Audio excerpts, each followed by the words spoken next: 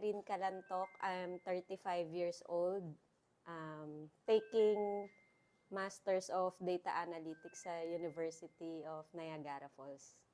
Ako naman si Kirk Russell Calantok, 39 this year. I'm a businessman. At first kasi dapat work yung hinahanap namin. So, dahil parang nahirapan kaming maghanap ng work, hindi daw kasi kami skilled. So, we decided to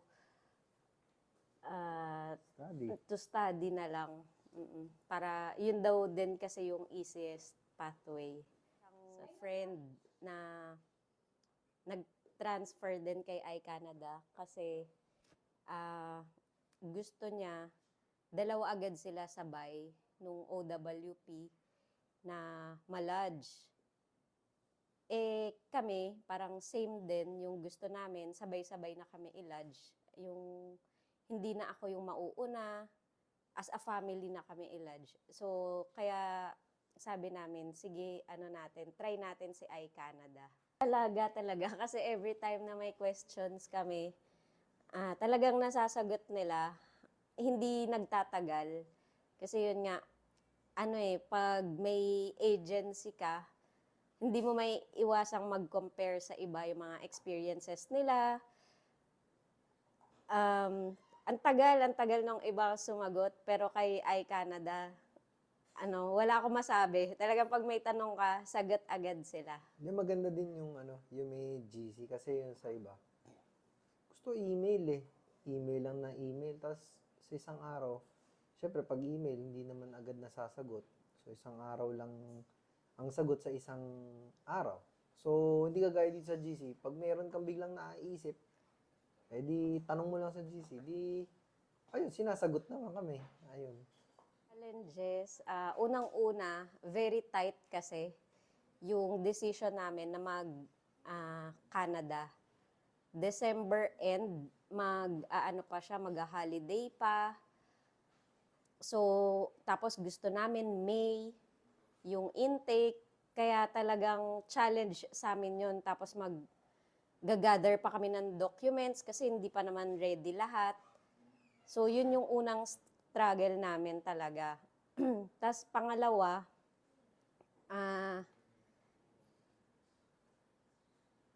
biglang naglabas si IRCC ng panibagong policy na hindi pwedeng isama yung family unless masters ka. So, challenge din yun kasi nakapagbayad na kami doon sa unang school, tapos na-transfer ka sa panibago, kukuha ka na naman ng LOA. Siyempre, it will take time eh.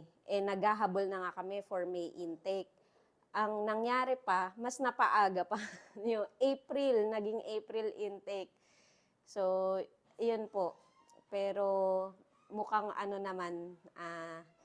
dahil nga sa tulong ni iCanada, lahat naging madali eh.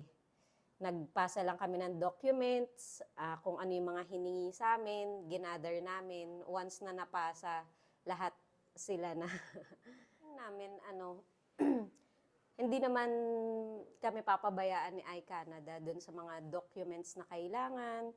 So talagang from the start pa lang na mag-sign up kami, talagang nag-drop by kami dito para makausap namin kayo, makapalagayan ng loob.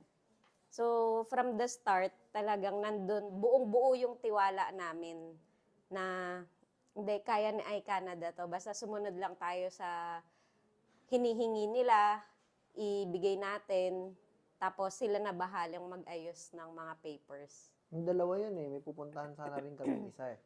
Sabi ko, sige, unahin na natin si iCanada. Okay. Kasi yung isa medyo may may refer din nung Zay na doon din siyang galing. Tapos dito siya natuloy. So, inuna namin dito. So, hindi na kami pumunta doon after namin dito. Ganun nangyari. Pero hindi ko matandaan kung kailan tayo So, yun, simula after talaga. Christmas, pumunta kami dito para nga makausap kayo personally. Talagang very accommodating pagpasok pa lang namin. Parang feel namin na magaan yung pakiramdam eh. Talagang na feel namin na ititreat nyo kami as a family din, na hindi nyo talaga kami papabayaan. Hindi na kami lumabas ng pinto, nagbayad na kami agad. Oo, yun, Ayun. tama. Naalala ko. Tapos, nag-gather na kami ng documents. Nag-holiday siya kasi nga, January 1. And nagpa-appoint na kami sa NBI, sa renewal ng passport ng anak namin, sa police clearance, ano pa ba yung mga binook natin? Sa medical, lahat. Medical, oo. January namin ginawa yon. Tapos yun nga, yung paggawa ng SOP. Doon kami sa school nung anak ko kasi recognition niya. So, pag sakay namin ng sasakyan, nakita ko, naka-open yung, yung WhatsApp. Kayo lang naman yung nandun sa WhatsApp namin. So, tapos tiningnan ko yung GC name. Sabi ko, si iCanada, mukhang may update to. Tapos sinabi niya na approve na daw. May ligas siyang mang-prank na na-approve. Di parang NR muna ako. Until ako yung tumingin dun sa phone ko na nakita ko nga si Sir Lucky. Ayun, approve na kami. Nagsisisigaw talaga ako nun. Talagang ang ingay ko dun sa sasakyan. Talaga sobrang saya. Lodge kami February 16. Tapos April 11, na-receive na namin yung approval. So less than 2 months. Thank you, Lord.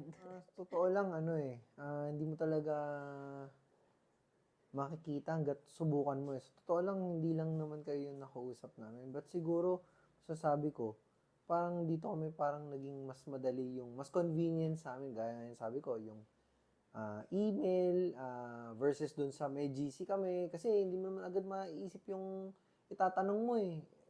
Minsan, bilang magpa-pop up, gusto mo na kagad din lang. Minsan nga, at the middle of the night, maisip mo, ang ginagawa ko, chinachat ko na kagad ba, para hindi ko na makalimutan. So, parang, for me, siguro, talagang, medyo may risks, pero, siguro, kailangan yung referral ng friend mo, gaya niyan, yung ni-refer kami, galing dun sa sister-in-law niya, na napakinggan namin. So, parang na-compare namin yung mga ibang agencies. Nakita namin talagang mas mabilis talaga sa iCanada. Yung the way ang iCanada kumilos, mabilis talaga eh. Siguro latag niyo lang lahat nung sa iCanada, then sila na bahala yung magsasuggest sa inyo, ano maganda. Of course, syempre, tatanungin kayo, maging open kayo, maging honest kayo kung ano yung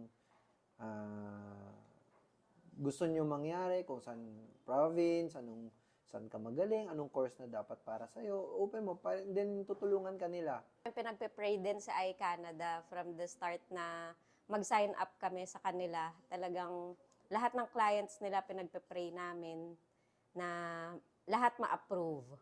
So yun, with the guidance of the Lord at saka yun nga,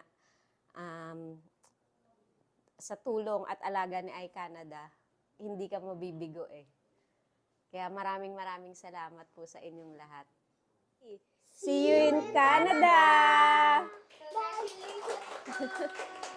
Salamat.